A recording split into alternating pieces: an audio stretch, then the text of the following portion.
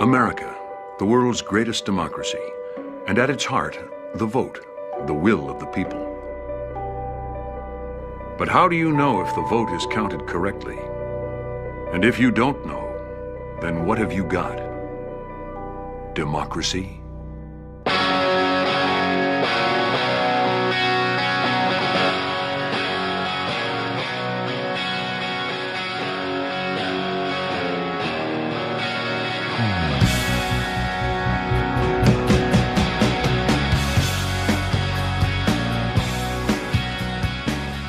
This is the story of a small group of citizens headed by a grandmother from Seattle.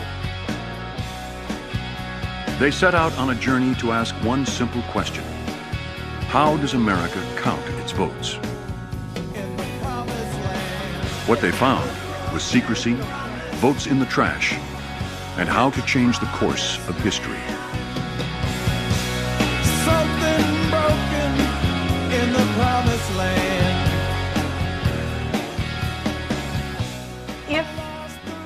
When people see what's really going on, there's no way we will allow this to continue.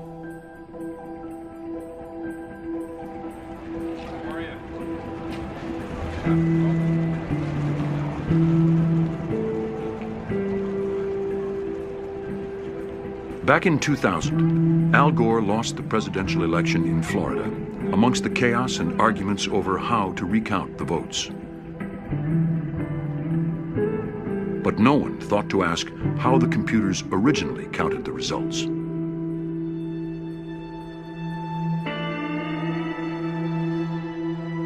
As dusk fell on election night, one official noticed something very strange, a sign that the heart of America's democracy was in danger. In Volusia County, Florida, an election computer counted Al Gore's totals backwards. He had negative votes. Was showing a minus sign in front of the votes that it had subtracted from Gore. I mean, it wasn't like it was trying to hide it. It says there's minus 16,022 votes here.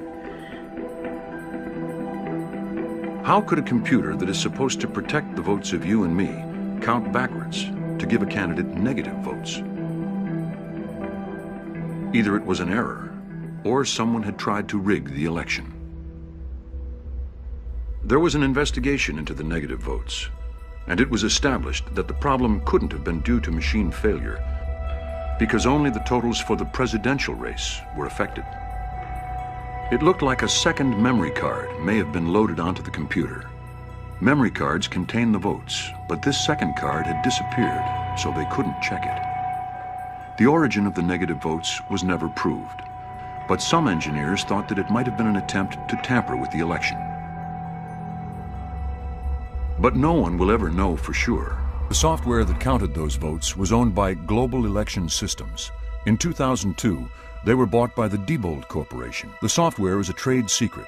It's against federal and state law to look inside Diebold's voting machines.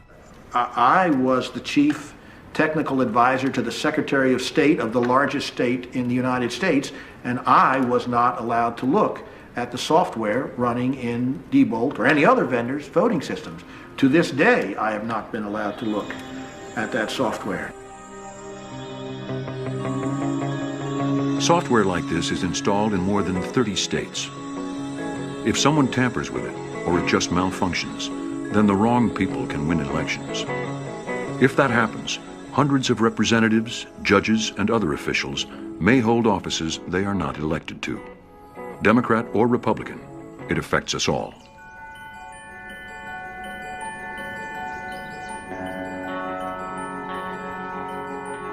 Bev Harris lives in Seattle with her family. A writer, publicist, and grandmother, she knew nothing about computer programming or election systems. But when her county bought a new touchscreen system, she started to ask questions. The answers she got reveal a system in crisis. You know, I had a life before I did this. and I never really envisioned becoming any kind of an activist or advocate. But sometimes something comes into your life and you know, well, if I don't do it, then maybe no one else will, and then maybe I don't want to bequeath that to my children. I put 3 words into a news search engine, voting machines and glitch, and found dozens and dozens of elections that were miscounted by the machines. And about that time, I thought, we really have a problem. What Bev had found was that you couldn't necessarily rely on the election results produced by voting machines. In Louisiana, Susan Berniker, a Republican candidate, filmed the proof when she went to check her results on a touchscreen computerized voting system. This is where I came the day that the warehouses are open to the candidates to inspect. So I came here with an old college buddy. He grabbed his camera, and I asked them to show me how the machine worked. So I just started fooling around with the machine. And it's when I pressed the button next to my name, and then I look down and I see Mr. Gambaluca's name in the display when I press Susan Berniker. Shall we do it again? Do it again. Yeah. Okay, here we go again. I'm pressing Berniker. Gambaluca shows up. So we went down the row. We probably tested 15 machines, and I said, you know what, we don't have to test anymore. And that is when I said, oh my goodness, this is terrible. We can't count our votes, so how do we know this is right? Because the casting of the vote is secret, it's rare to get documentary evidence of machines miscounting. But Susan's experience isn't an isolated problem. Computers count around 80% of America's votes.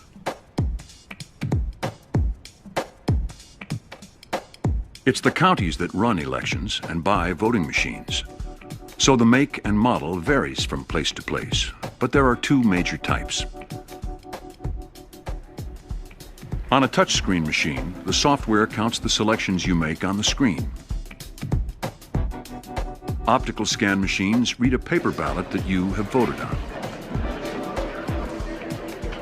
7 o'clock, polls are closed. The votes themselves are stored on the computer's memory cards. This is the voter cartridge. This cartridge is very important, and it goes right into our bag. There it is.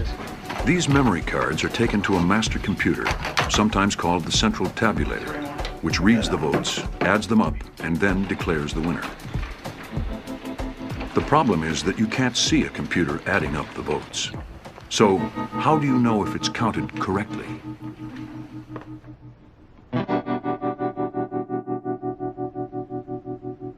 Suppose that we didn't have any computers at all, and when you went to vote, the voting booth was separated by a curtain, and there was a guy behind the curtain who would write down your votes. So you just dictate them, he writes them down, and when you're done, you leave without being able to look at the ballot.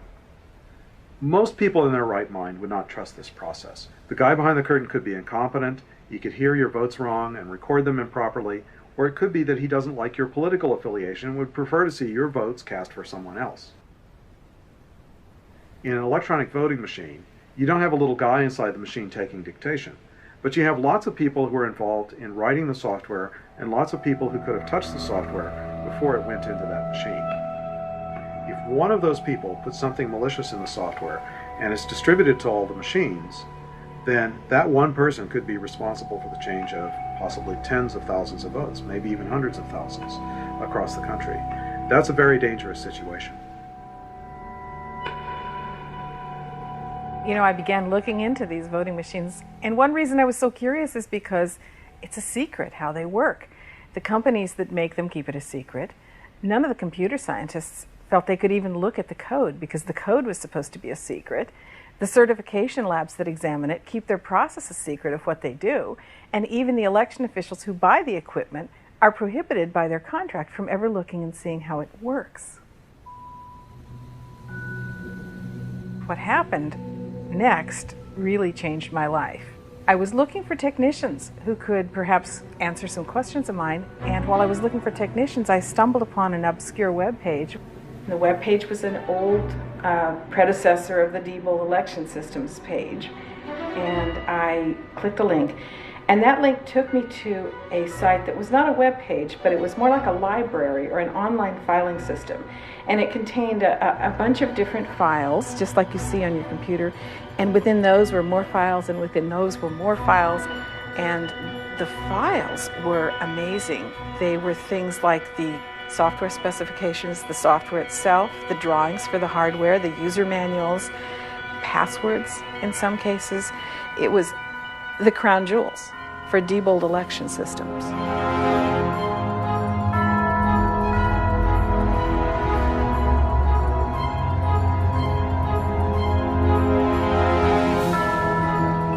Bev didn't know it, but what she'd just found was a computer program called GEMS. GEMS, made by the Diebold Corporation, counts around 40% of America's votes. So I began downloading these files, and throughout the night I continued to download them. Throughout the weekend I continued to download them. There were so many files. It took about 40 hours to download all the files there were. And then I knew I would be working on this project for a long, long time. Up to this point, only the voting machine companies knew how America's elections were actually counted. When Bev downloaded the Diebold software, the wall of secrecy began to crumble.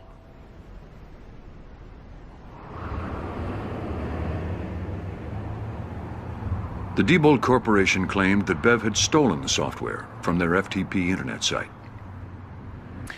The FTP site was an unfortunate situation, I admit to that. It was a situation where that information was out there, it was captured, which was our fault. We made a mistake, and we readily admit that. Will it happen again? No, it will not. I had never looked at software code in my life, but as a writer, one thing you learn to do is ask a whole lot of questions and learn as much as you can about things. I will say that I didn't want to go through it. I thought, you know, maybe I can cover this story without really learning how it works, but it wasn't to be. I had to actually learn how it works. After finding the files, you know, I sort of collected together some various computer scientists or computer programmers who could help me understand them. And Avi Rubin did an amazing study with 3 colleagues of his. I got a call that the Diebold code was on the web. Bev Harris had found it on Diebold's own site. And so, you know, did I want to analyze it? And I said, sure. You know, I was very excited about the opportunity to analyze Diebold's code. And I think it's the first chance anyone had ever had on the outside to see what's going on inside of these electronic voting machines. Dr. Rubin found that you could hack into an election without even knowing how the system worked. The problem that Bev has discovered is a pretty significant security hole, and it does open the way for people to really seriously manipulate the election in a way that's very difficult to detect. But it wasn't just the Diebold machines that were a concern. Sequoia, ES&S, and Diebold have the lion's share of the market. In fact, ES&S and Diebold alone have about 80% of the electronic voting market. The state of Maryland had spent $55 million on a Diebold election system. They asked computer consultants Raba Technologies to test it. Raba were able to break into the machines in around 10 seconds. I mean, what have they spent the $55 million on? Accuracy and security and reliability of the equipment. Again, there's a perception there.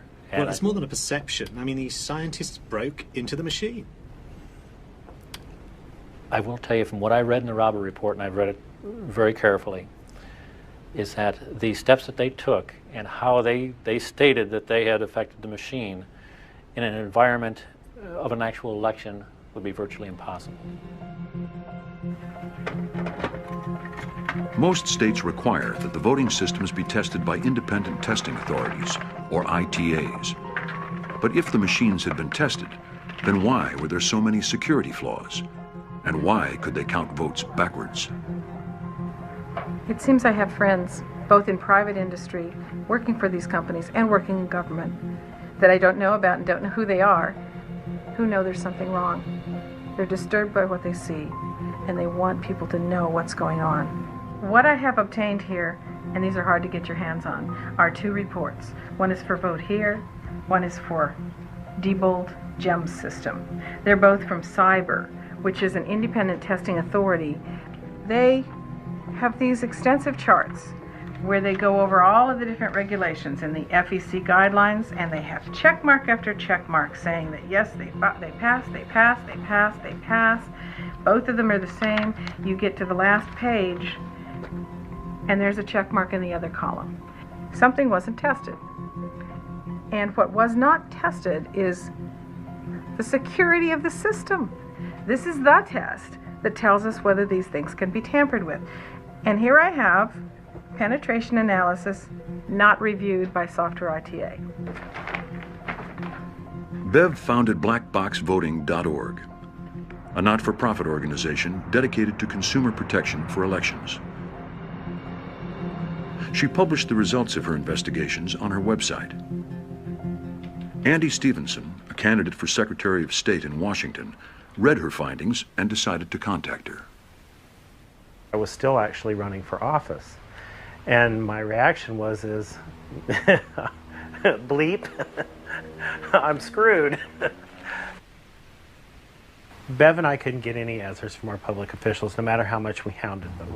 It was just impossible. So we decided on our own to go get the answers. Bev and Andy joined forces. They wanted to know why voting equipment wasn't being tested for security and why it could count backwards.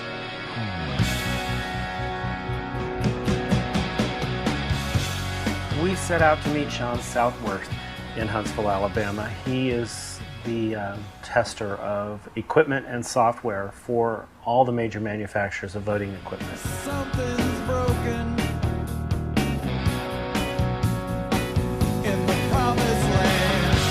A broken promise in the promised land. Hey, Lisa, just read it.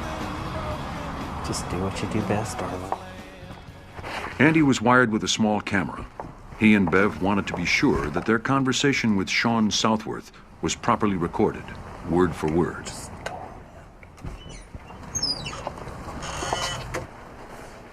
I'm looking for Sean Southworth. That's you. Yeah. Hi, I'm Bev Harris. I just had a couple questions.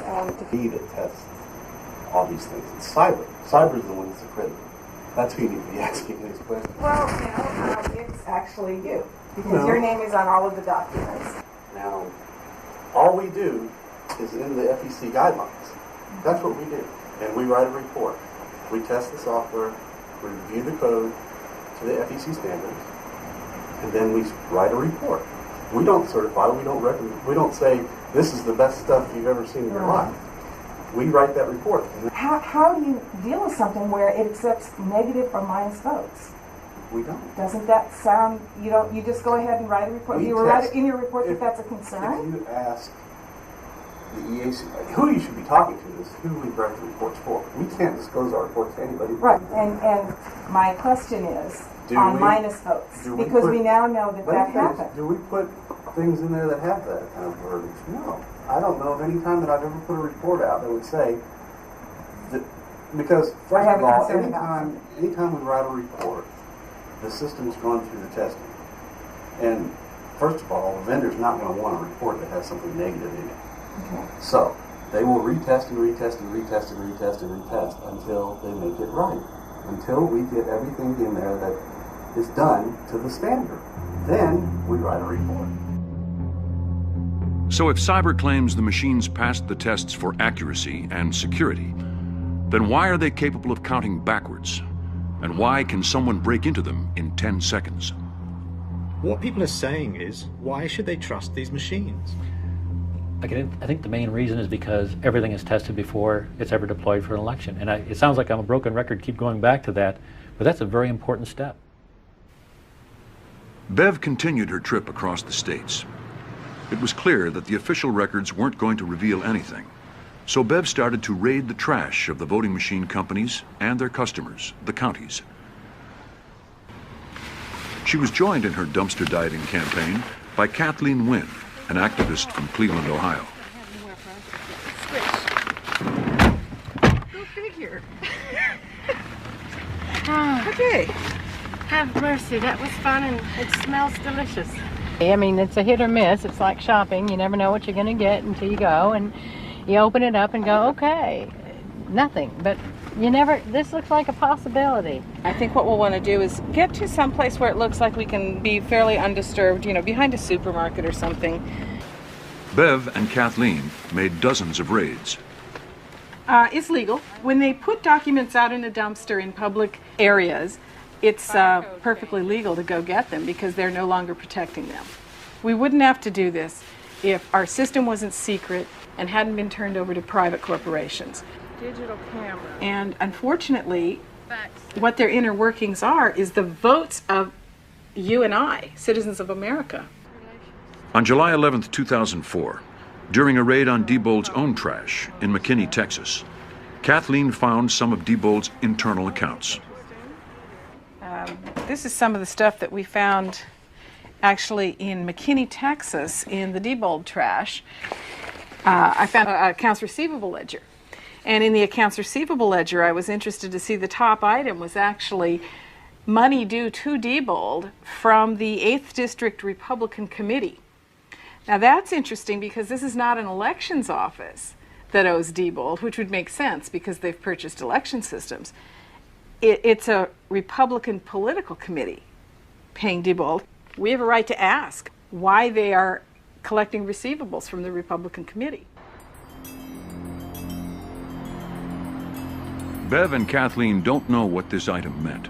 What is known is that Diebold and some of its executives were major Republican fundraisers. In 2003, Walden Odell, the CEO of Diebold, had written a fundraising letter promising to deliver the votes of Ohio to George W. Bush.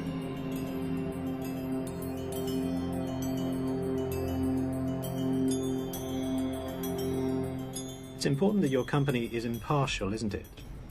Yes. So why did your chief executive say, "I am committed to delivering Ohio's vote to George W. Bush in 2004"? That quotation that appeared in the letter is something that he regrets. It's a situation where his personal preference has come over into his business practice, and he has committed to keeping a much lower profile when it comes to those types of activities because of that statement. You know, people talk about partisan ties to the voting companies, and they're right. That being said, we're also seeing that it's not quite as simple a picture. We have the state of Maryland and the state of Georgia have Democrats very tightly wed to use of the Diebold system, and it's the Republicans who are fighting against it there. And in my own home county, Seattle, King County, Washington, it's the Democrats who are pushing these systems and the Republicans who are a little bit skeptical.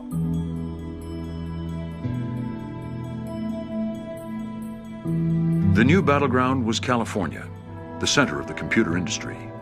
And the Secretary of State, Kevin Shelley, was getting worried about security. Well, in 2003, Kevin Shelley discovered that one of the counties was running uncertified software. And so he ordered an audit of all of the county's voting machines in California. And he discovered that none of them were using certified software. They later even acknowledged that they were aware of the law, but even though they were aware of the law, they chose to ignore it, and they made those changes without seeking prior approval, which is a direct violation of state law. That's when I first came to realize Diebold's lack of integrity as a company. Diebold was called to account by the state of California. At stake was millions of dollars worth of business, and Diebold was forced to put their president, Bob Urosevich, on the stand. As you know, about a year ago, one version of the source code of the Diebold TSX system escaped your control, and some months later was investigated by a group headed by Professor Avi Rubin of Johns Hopkins University, and they wrote a report which found numerous severe vulnerabilities in the code that they saw. I would like your general reaction to those reports before we go a little more deeply. Basically, the code was stolen. In there is passwords. In there is our encryption technology. Okay, now, I'm not a rocket science, but let me tell you, if somebody steals the key to my house, the first thing I'm going to do is probably change the lock. So that's what we went ahead and did. As you know, the code wasn't stolen. It was left on a public FTP site by your own company. The code was lifted off of our site, sir, and we still believe it was downloaded stolen. You know that. Okay. Now, of course, the source code, in fact, got out. The key is now published. What in effect you did, or your team did, is create a big complex building, put locks on every door, use the same key for every lock, and then published a picture of the key on the wall. This was far below the minimal standards of security. But for Bev, there was a more basic problem than security. Could Diebold be trusted at all with the counting of the vote? On topic number one, Diebold, we have a company that lies. Yes, I'll say it, lies. Up here this morning, they were saying they'd made all the changes in the software to fix the multiple flaws that would have never been found in the beginning if I hadn't have found their files on the website, by the way. But, you see, there's something called release notes. It's a legal document. It is something that must show everything you did and did not change when you put out a new version. I obtained the release notes for GEMS. They did not fix any of the problems. This stuff was never corrected. I don't know what to say. How can you have a company say we want secret software that nobody, even the county registrars who are here testifying on their behalf, is allowed to look at? And when you look at it, you find flaws, and then they say, oh, you don't know what you're talking about, so you turn it over to scientific panels. They find flaws, they say, oh, don't worry about it, we corrected it, and that's a lie. Bob Urosevich, Diebold's president, did offer this statement defending Diebold election systems, also known as DESI. DESI understands that the SOS, the Secretary of State, and the voting panel are disappointed in the fact that the R&G Associates inventory report identified unqualified and uncertified software, and are looking at DESI to acknowledge that this should not have happened. To be clear, there was no improper intent or motive on DESI's part to give rise to this situation. At the outset, I want to be crystal clear that these allegations in this report about Diebold's deceiving are not true and are factually not supported. A few days later, Kevin Shelley, the Secretary of State of California, announced the consequences for Diebold. I am decertifying the Diebold TSX system, banning its use in 4 counties where it is installed.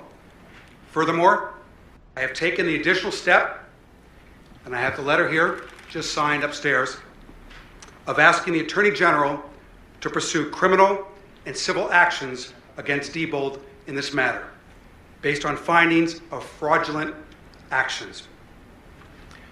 We will not tolerate deceitful tactics as engaged in by Diebold. Don't try to pull a fast one on the voters of California, because there will be consequences if you do. The state brought a civil action against Diebold, but never pursued criminal charges. The lawsuit was eventually settled for a payment by Diebold of $2.6 million.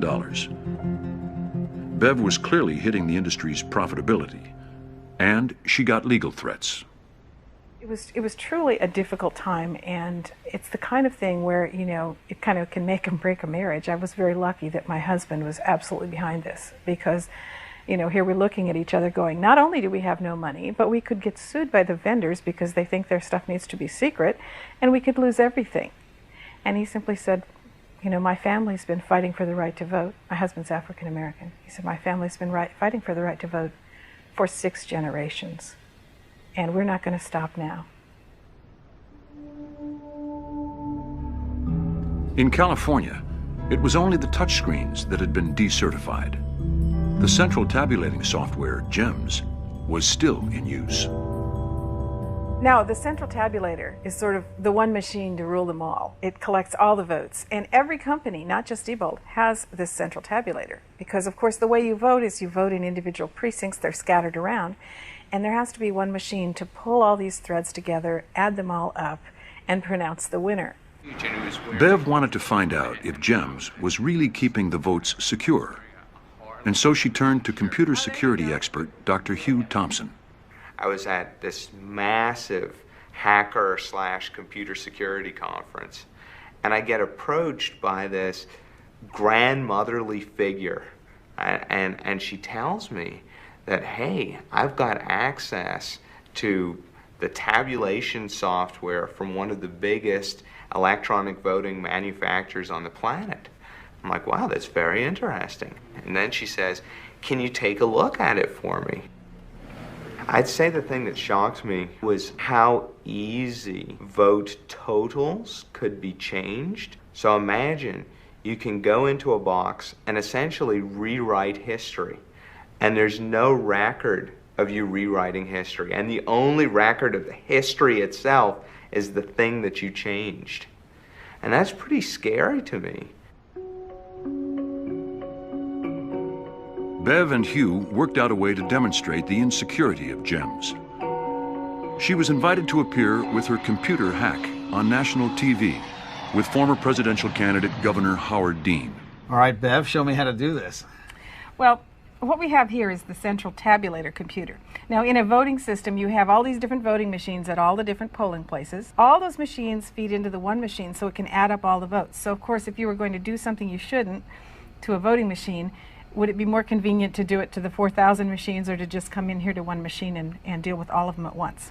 The GEMS program is the program that is the central tabulator program. And I'm going to put in a password here.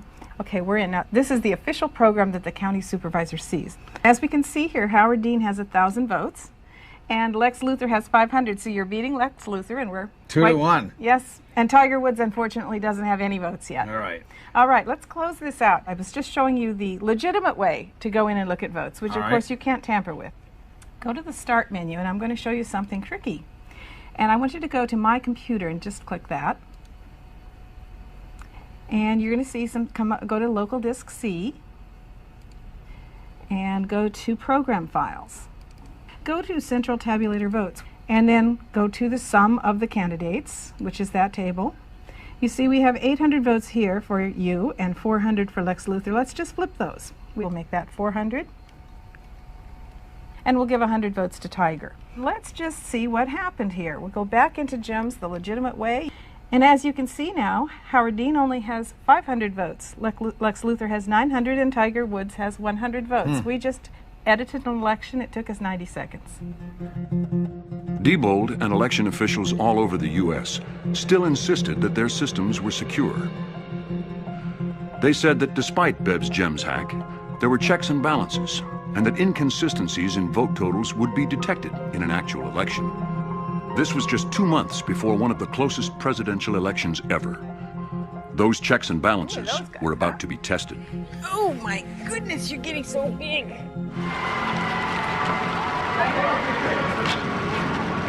Feel great, thank you. Let me go vote first. Let's go.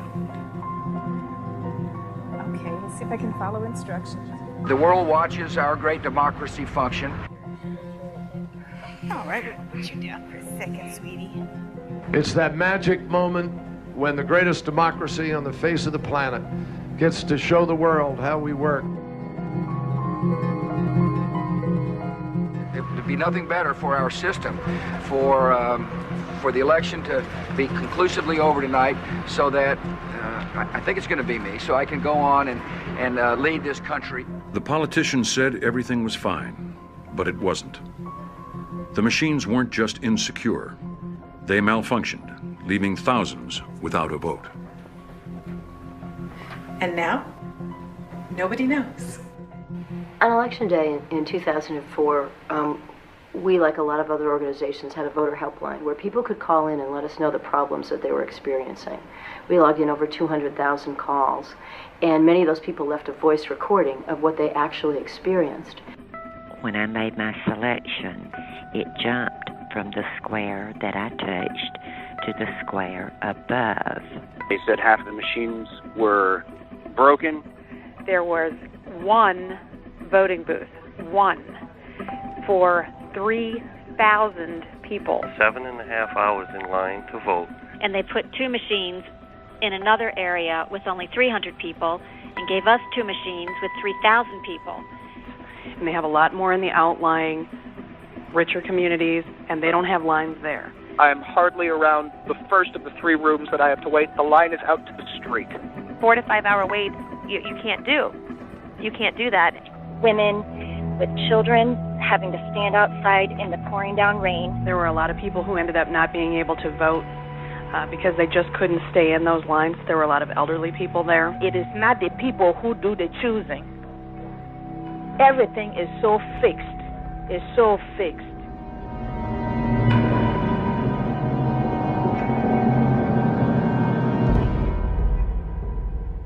There is a calamity going on out there about how elections are conducted in this country. And it results in less voter participation and potentially a lack of accuracy in who's either elected or what decisions are made in the polling places. As the precincts closed, the poll workers switched the machines to reporting mode, signed off on the results, and took the memory cards to the central tabulating computers. Well, let me see. Wait a minute. America waited for the computers to give the official results.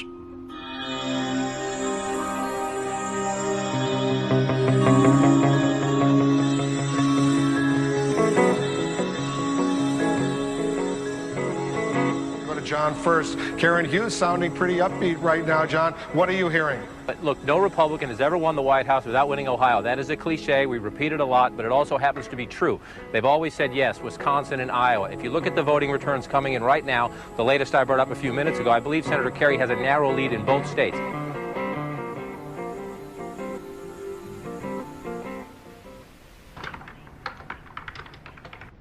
I didn't turn on the TV for the election results, and I didn't turn on the radio. Instead, I sat here filling out 3,000 Freedom of Information requests to go to every county in the United States to obtain the internal audit logs of those computers, knowing that we wouldn't get them for weeks after the election, and that it would probably be certified and they would say, get over it, move on. And we would never know whether our election was controlled by 100 million voters or by one guy sitting in his grandmother's basement.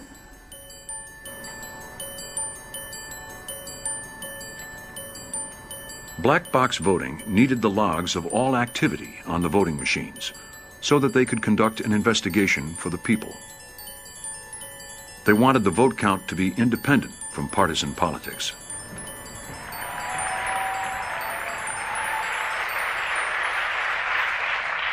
In America, it is vital that every vote count and that every vote be counted.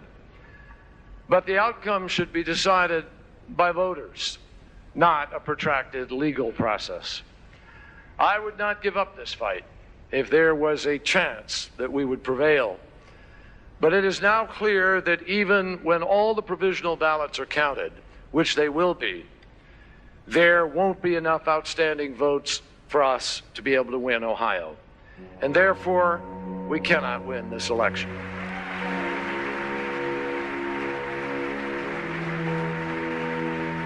People were stunned. John Kerry had promised to challenge the machines and amassed a network of lawyers to protect the votes.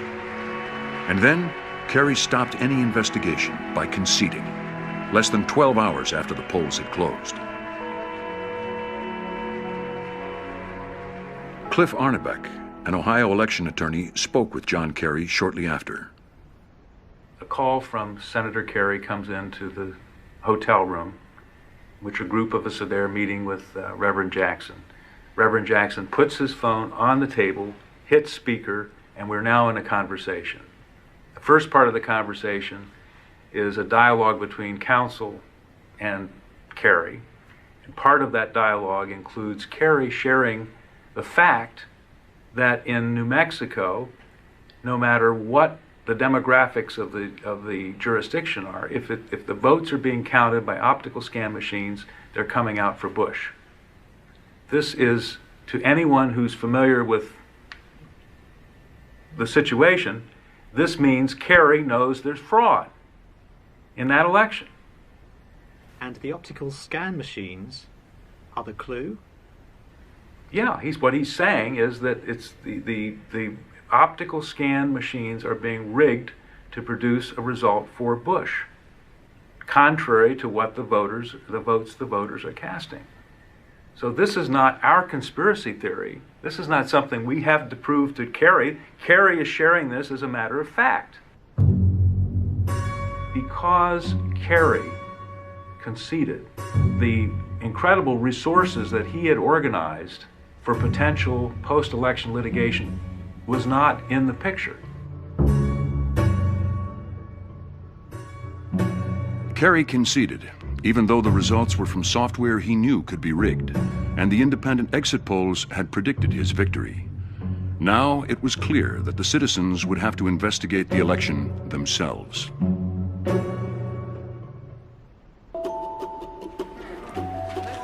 Another 4 a.m. Bev and black box voting decided to start in Volusia County, Florida, where Al Gore had received his negative votes in 2000.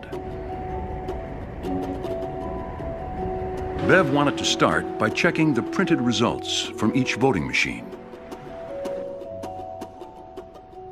Our election, I thought, went extremely well, and I'm very tickled about it because it was my final election to perform. I'll be retiring on December 31st.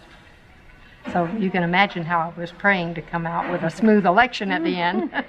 I have one question. These are not copies of the signed ones. These are new ones. Give out the signatures, first of all. Now, one of the things we had asked for was the voting machine results tapes, copy of them, signed by the poll worker for Election Day, which was November 2nd. But the date was November 15th. And they were printed out minty fresh just for us, obviously. So what I was given was not at all what I asked for. Let me check with her. Great. Lana, the original tapes off of the machines, are they still out in the warehouse, or did you bring those in at the warehouse? They're out in the warehouse. We went to the Volusia County warehouse because we had learned that that's where the real poll tapes or results tapes from the voting machines were going to be. And we wanted to go there by surprise because we wanted to see what they were doing with them. To see what the machines had done with the votes, Bev needed to check the printed poll tapes from all the optical scan machines. If you add up all the poll tapes and there is a mismatch with the official results, then you know there's either been a mistake or vote tampering. Call Lana, call the sheriff's department. Go ahead. Let's go ahead and get the news over here. I think you should call them.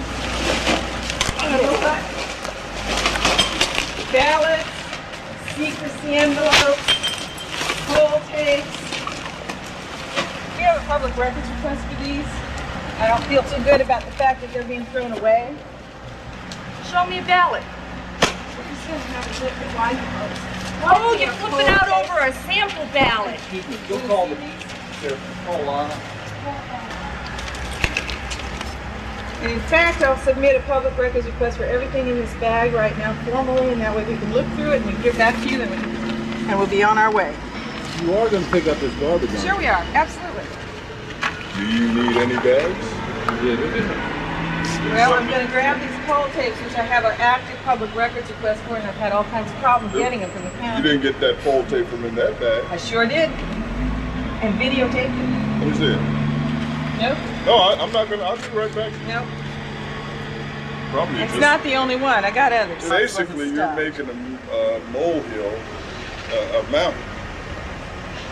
You know, when you behave secretively, that's what happens. It's no secretive. Do I come to your place of work and ask to see everything? You're a public employee, and this is of an election. There's nothing secretive. You can dig away. Good, we will. There's nothing in there for you to find that's gonna, there's no expose here. But if it makes you money, that's fine. Nobody's making money, we're auditing. And these aren't zero tapes, by the way, they have votes on them. Okay, so we're gonna go ahead and pull all these and get copies of them. These were found at the warehouse in the garbage, and these are signed poll tapes, signed off by the poll workers. Throwing poll tapes away is against federal law. They have to be kept for at least 22 months after an election. Hard to figure they would throw something like this away without noticing, but we did. That's what counts. Oh, counts. The county didn't want to investigate. They stuck to their line that the election had gone flawlessly, so there was no need. But we have a significant anomaly too, I think. I don't know what anomaly you're talking about, so I'm not agreeing that there's any anomaly. Well, the polling place tape that's signed that was found in the garbage. I would think that as the supervisor of elections, you would be very concerned about this, frankly. I mean, you can't throw away polling place tapes from November 2nd that are signed by 6 poll workers and put them in the shredder. I think we all understand that. Bev decided to go through the poll tapes Deanie had given them and compare them with the original signed ones. We had asked for the signed poll tapes and they didn't give them to us, so we're looking at them now and they don't match the ones you guys gave us. So. Okay. This is a big discrepancy. Okay. On the 215A00, signed. Signed. Mm-hmm. The number of votes for Bush are 520. On the A01, it's 211. And that's a big, big discrepancy. You're hundreds of votes off between what we were given and what was signed. Okay, that's fine. We're going to put it back. It's fine. So we're missing this baby, 733. Yeah, that one. This is fine. Okay. So this is 90.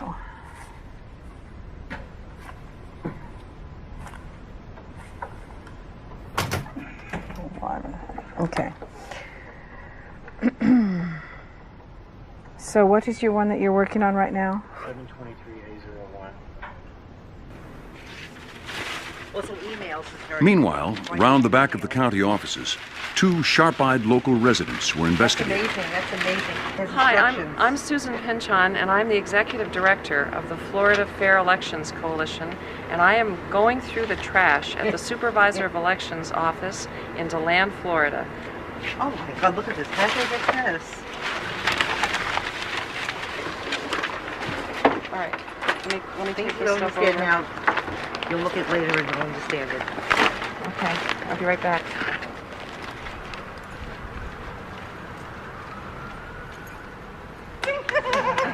Bravo.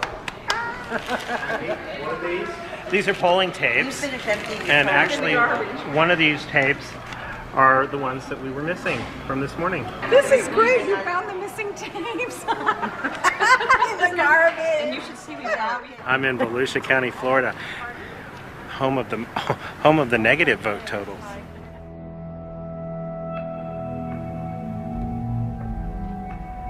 A third of the original records were either missing or incomplete, and so once again the votes remained secret.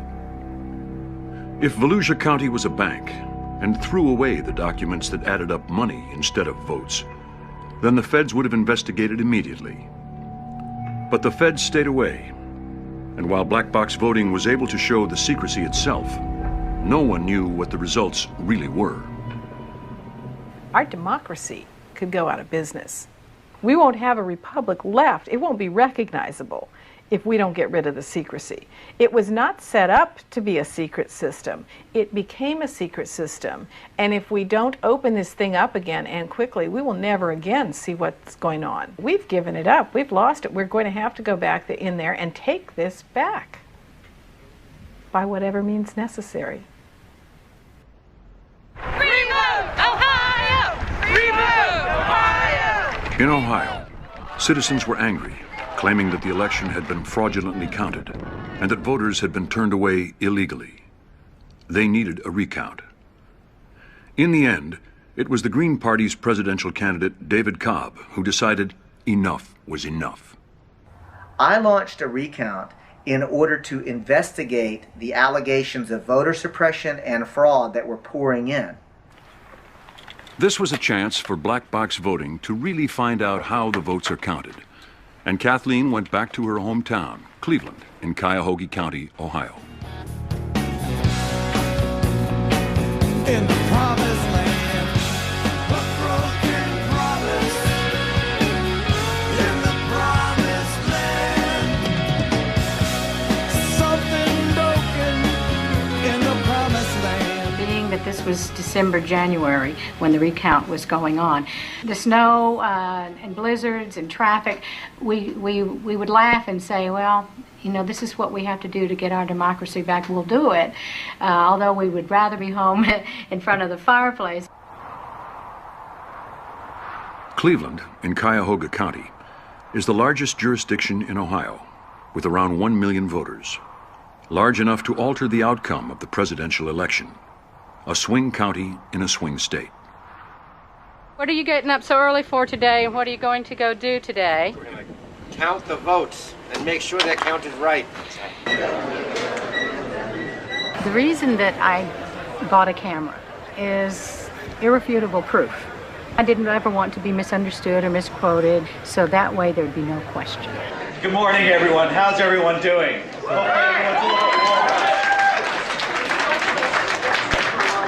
Let me just introduce a couple of individuals. One of those individuals is Jackie Maiden, who is our elections coordinator. The ballot manager, who is Kathy Dreamer here also, who will be facilitating.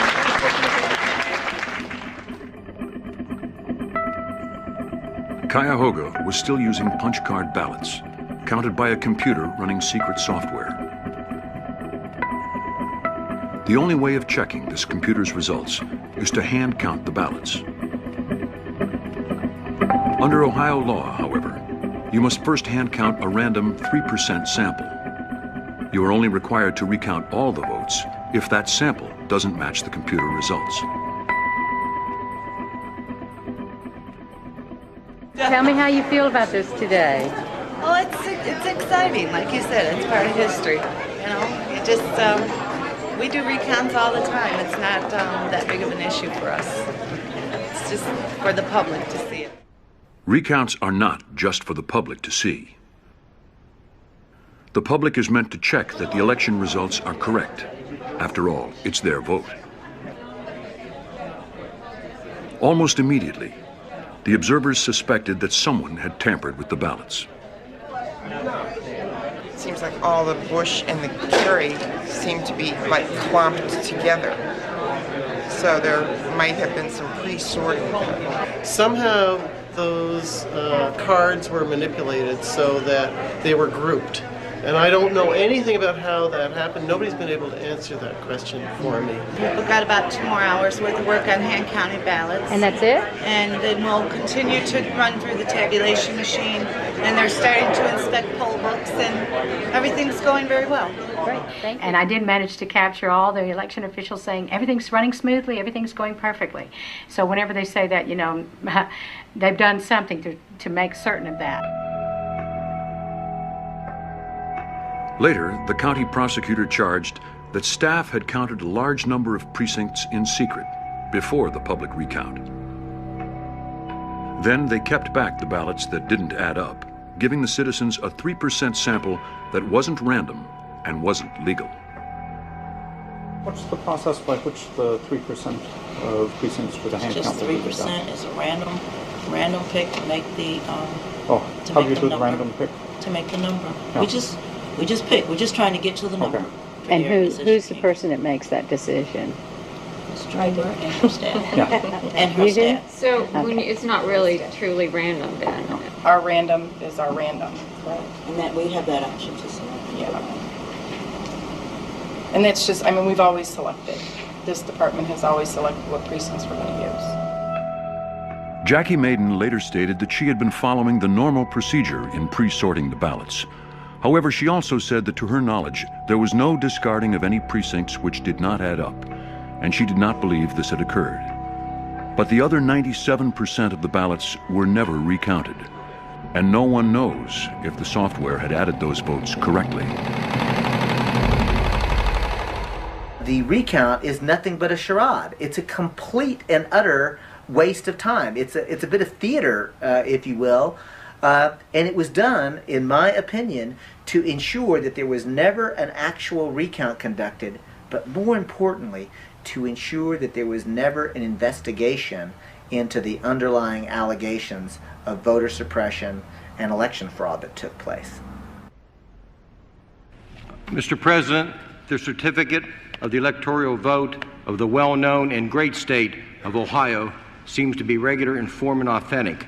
It appears therefrom that George W. Bush of the state of Texas received 20 votes for President. Dick Cheney of the state of Wyoming received 20 votes for Vice President. For what purpose does the member from Ohio rise? I said, I object to the Ohio vote.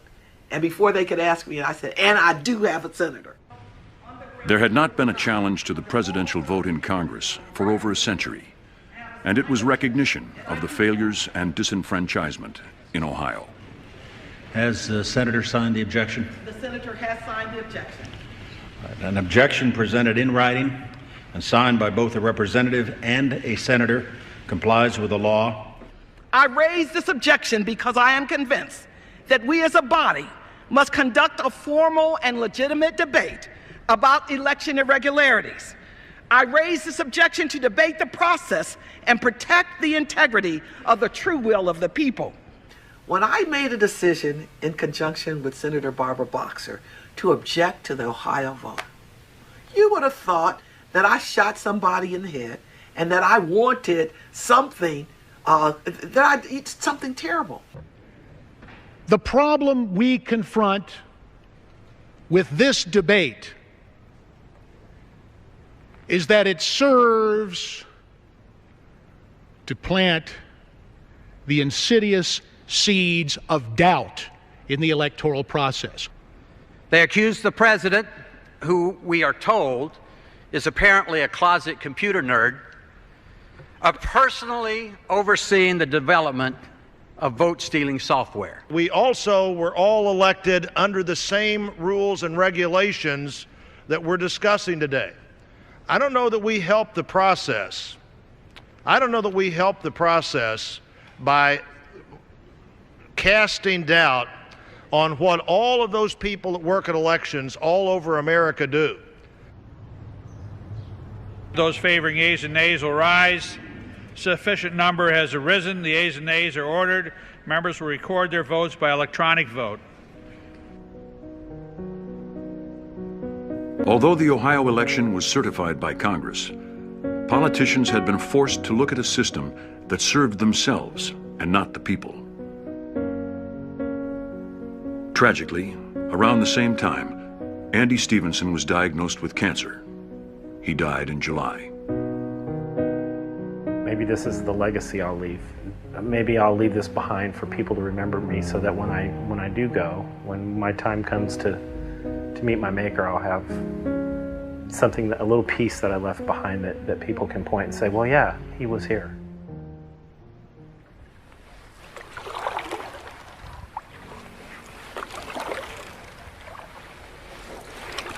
In Tallahassee, Florida, the supervisor of elections, Ion Sancho, wanted to be absolutely sure that when his computers declared a winner, it was because that was the will of the people. The vendors have entirely too much power in the elections arena today.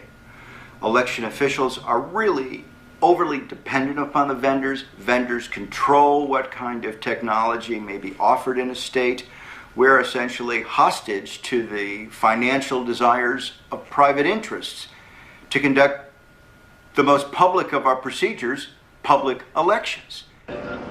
Ion asked Black Box Voting to look at his Diebold optical scan system, and they invited computer security expert Harri Hursti from Finland. This is a first. We're going to be looking at the machines, the real machines. That's a real system that's actually been used in real elections. So this is exciting. Welcome to Tallahassee. Hi. Thanks. Harry Hurst, nice to meet you. Ian Sancho, Harry. This is where we count the votes on election night. It's Thomas James. Thomas? How you doing? Great finding you. One of the things that the vendor told us was that people would not be able to access this, that every time you entered into the system, that the system would record that. Dr. Hugh Thompson and Harry Hursty believed that they could change vote totals without being caught. Hugh tried hacking GEMS, the computer's vote counting program. He used an election held at a local high school. Nadia Smith had come in second with 322 votes. They decided to make her the winner. So I go into this election file, and if I do, I'm asked for a password, and I have no idea what the password is. But Hugh had written a program that automatically looked for Nadia's vote total and then changed it to 5,000. When they called up the results page, Nadia had won, but the computer showed no evidence of fraud. It does give me great concern over the failure of the system to realize that you can slide by and come around through another direction and bypass the password. But Hugh could have been caught if the final totals on GEMS were checked against the original printed out results.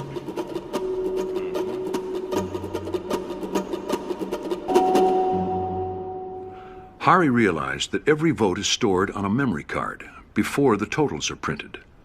So if you can hack the memory cards, you can control an election. The real vulnerability has to be very, very close to the source of the information. In that environment, the only possibility was the memory card. Hari wanted to find out what exactly was inside the Diebold ballot box. And so he bought a memory card reader off the internet. And within a couple of days, he found that the cards didn't just contain votes. There was a program or executable code. Well, if someone would have told me that in this system there is a living thing, an executable, modifiable program stored in the same place as the very data which is the most secure in this system, I would say you have to be misunderstanding something, crazy, or lying.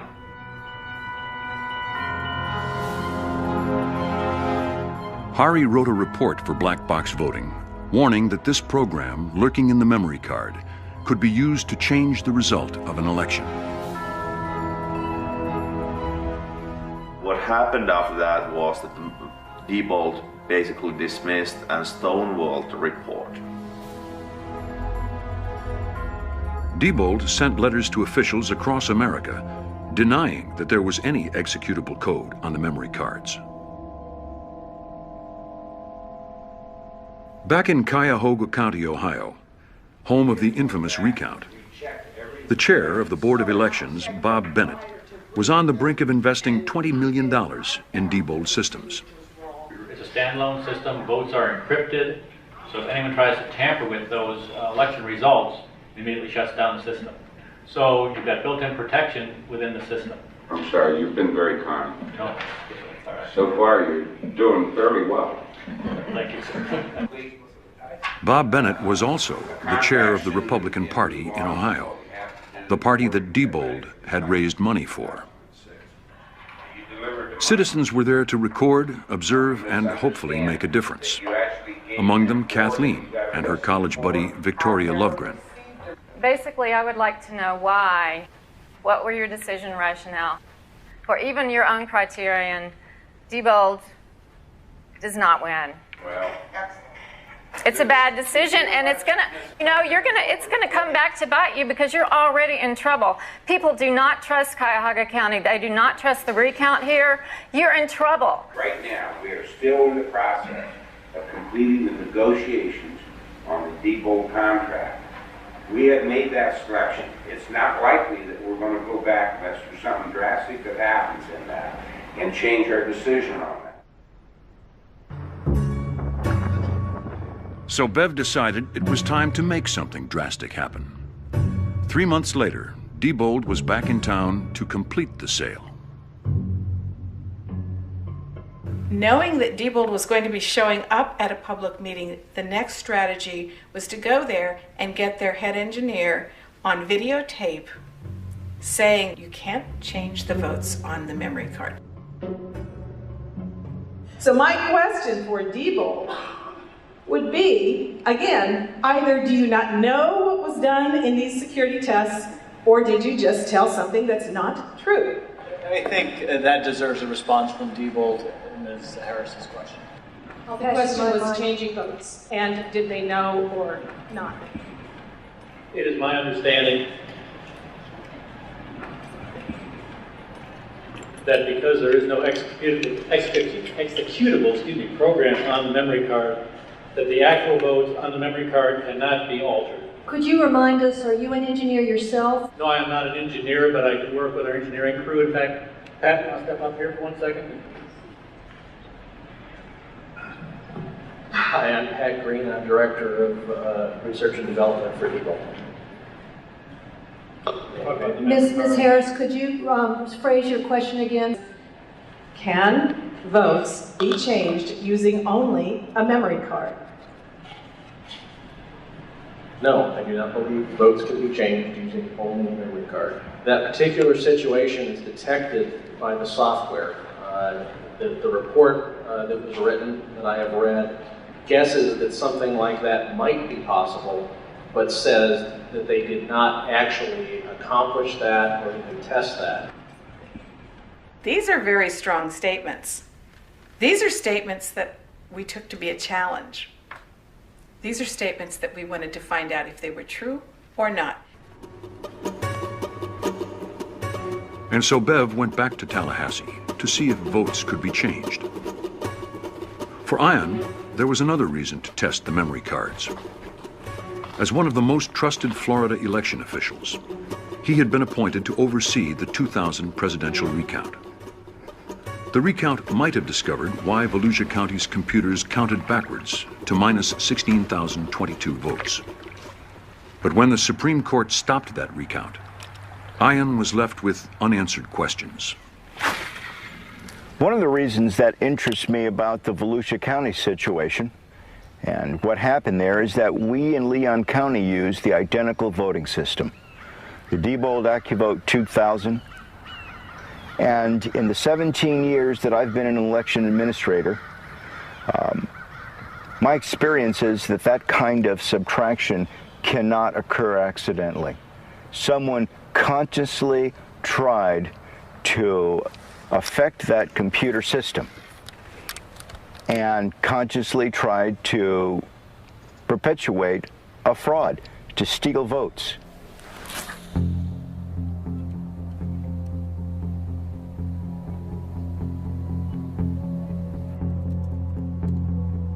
During his research, Hari had discovered that Diebold's memory cards effectively allowed negative votes. Well, then, go dead. What we're going to do here is modify one card and then bring it to the election supervisor Iyer Sanchez's office. Plug it as the real card in any election to the real election system and run ballots through. And that's the same system which have been used in a number of previous elections. And we'll see that what is the power in the ballot box. This should be just an empty box containing the votes, but it has more capabilities than that. So it's a very simple process. You just add the card in, you run the rewrite program, tell where to find the scanner, and tell exactly what file you want to be put in, and off it goes. Hari's hack is a variation on stuffing the ballot box before anyone has voted. But this is always suspicious because you end up with more votes than voters. So Hari used 5 negative votes for one candidate and then gave the other one 5 positive votes. So as people cast their ballots, the total number of votes always equals the total number of voters. But was Hari right?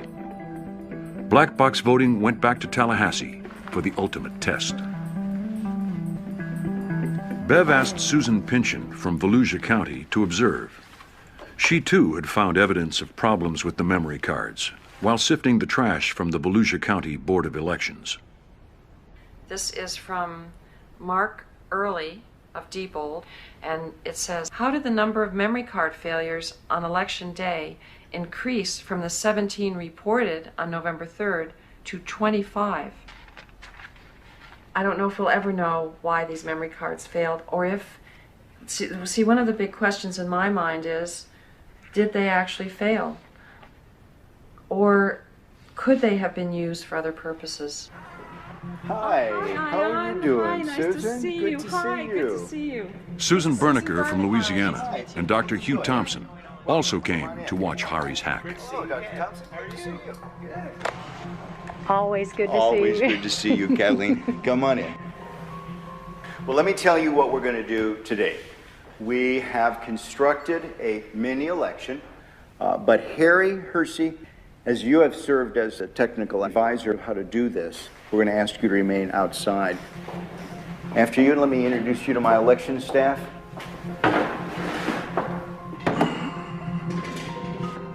To ensure that we have not prepared some sort of a device that has been pre-rigged, pick the number, and then we'll grab that unit, and that will be the device that we will count the ballots on. I just feel like this is the one. Okay, and the winner is unit 15191. 5191.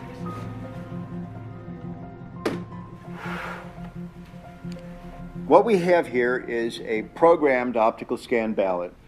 There is only one question on this ballot. Can the votes on the Diebold system be hacked using the memory card? I have only touched the memory card, not the other parts of the Diebold election system, which is going to be used today. Only the memory card. And I can certainly speak for myself and Harry, and that we're going to vote yes.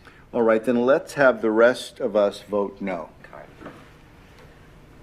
Two individuals, Hugh and Harry, will be voting yes. The rest of us will be voting no. And then we'll scrutinize the ballots afterwards to ensure that that is indeed the mark. I will say that I'm wrong and Diebold is right, and I'm going to say no, they cannot be hacked.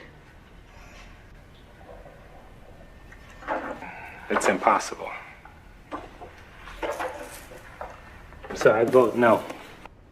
I'm going to film myself voting. Excuse me. I'm going to mark this ballot no.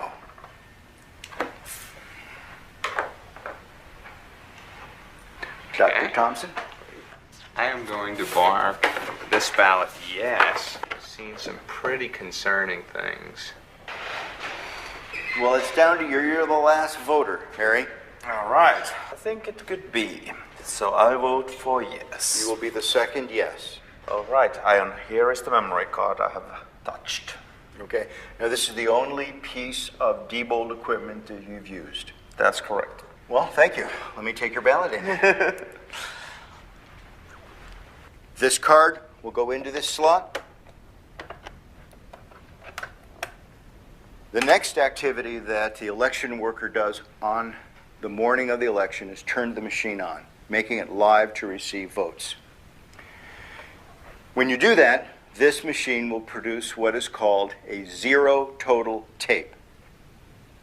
The machine is going through a self-test analysis, and then it'll spontaneously turn on.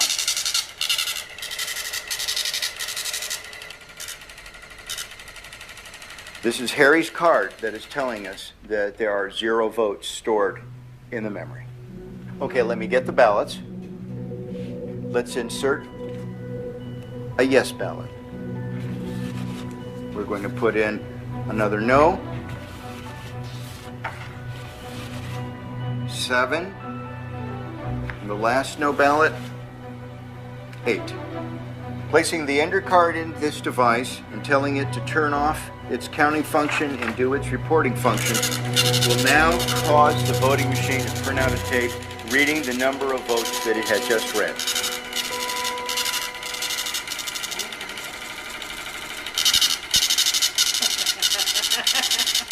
Oh my.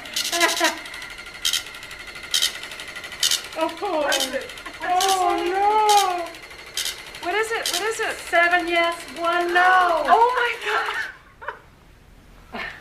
Oh my gosh. Let me see.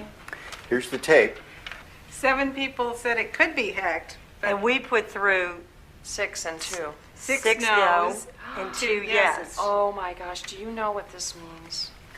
How do we know that Hari didn't just change the report and the votes themselves on the memory card are still correct? If that was the case, when they go into GEMS, the results would be different, isn't that right? I mean, the only way to know that is to read them into GEMS and to check the vote totals. See what GEMS says. So should we do that?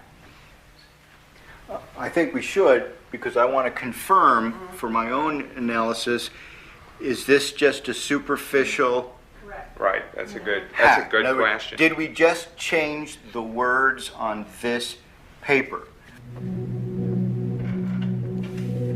And we will upload this memory card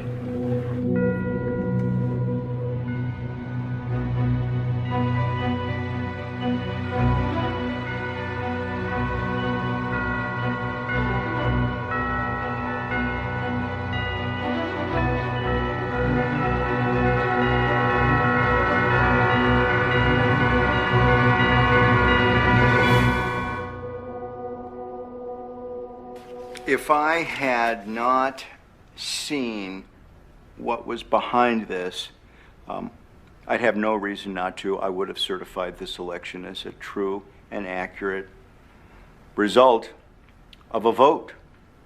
Susan, what does this mean to you? It makes me cry. I'm sorry, but it does. Why? Why? There's so many reasons. The reasons because there are people out there who are giving their lives to try to make our elections secure, and they're being called conspiracy theorists and technophobes, and these vendors are lying and saying that everything's all right, and it's not all right. And I'm crying because it's quote somebody that I know who said that it's as though our country is one country pretending to be another country. How can this be happening to our elections? This really does affect me.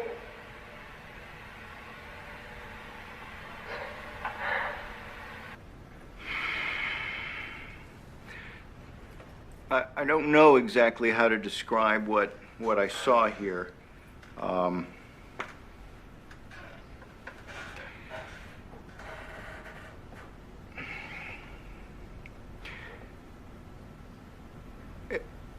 I think we, as election officials, need to be a little bit more demanding from the vendors as to the technical specifications of this equipment. The vendors are driving the process of voting technology in the United States. I would much rather, at this point, I think, focus on allowing citizens to select technology that satisfies their needs. Diebold accused Ian of foolishness and apparent negligence, insisting that only authorized people should test their systems for security. They said that the hack was equivalent to leaving your car unlocked, with the windows down and keys left in the ignition. But scientists at Berkeley University later confirmed Hari's findings. They discovered a further 16 security flaws in Diebold's touchscreen machines. ES&S and Sequoia claimed their systems were safe, and Diebold maintains that they have upgraded their software to make it even more secure. They also insist that their electronic voting systems are still more accurate than their predecessors. But now, everyone is asking, why can votes be altered without leaving a trace?